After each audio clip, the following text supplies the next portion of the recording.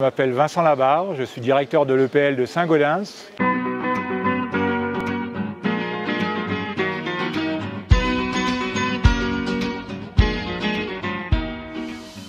Qui es-tu et explique-moi ton travail. Eh bien, moi je suis Vincent Labarre, je suis le directeur de l'établissement public local d'enseignement et de formation professionnelle agricole de Saint-Gaudens. Ça regroupe un lycée, un centre de formation d'apprentis et une exploitation agricole.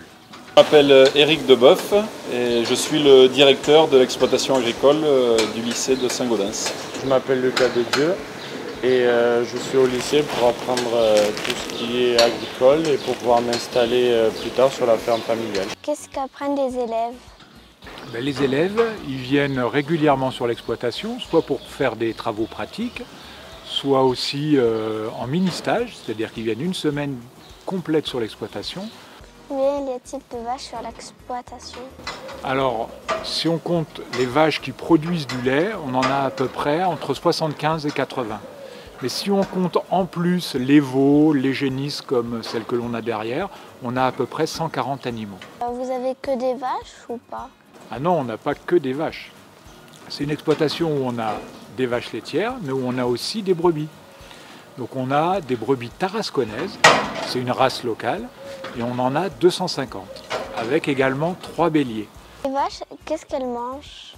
Les vaches ici, elles mangent du foin, de l'herbe, et puis on ajoute un petit peu d'autres éléments à leur alimentation, comme des céréales par exemple.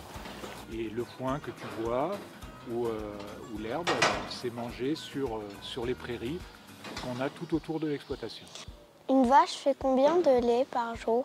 On a des vaches qui à peu près font 6000 litres de lait par an.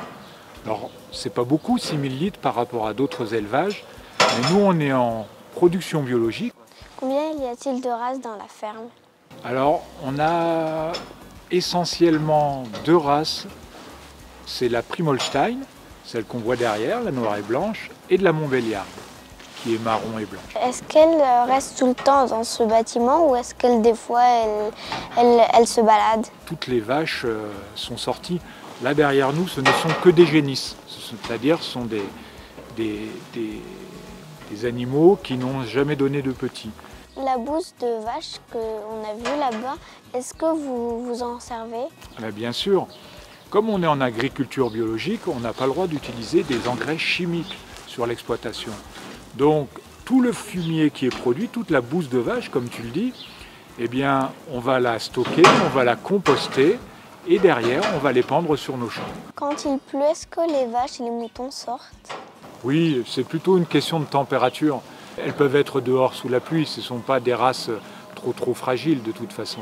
À quoi sert le gobelet qu'on a mis sur les vaches? Le premier sert à désinfecter et nettoyer la mamelle. Puis après on l'essuie et une fois que la traite est finie, on met un produit orange pour reboucher les tétines. À quoi sert la griffe?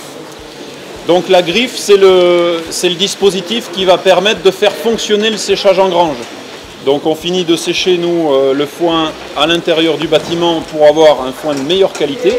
Et ensuite cette griffe, elle nous permet d'alimenter le séchage en grange et après de venir distribuer le foin l'hiver et aussi, comme on l'a vu ici, l'herbe qu'on a été fauchée, fraîche, qu'on va pouvoir répartir sur l'ensemble du bâtiment pour nourrir les vaches.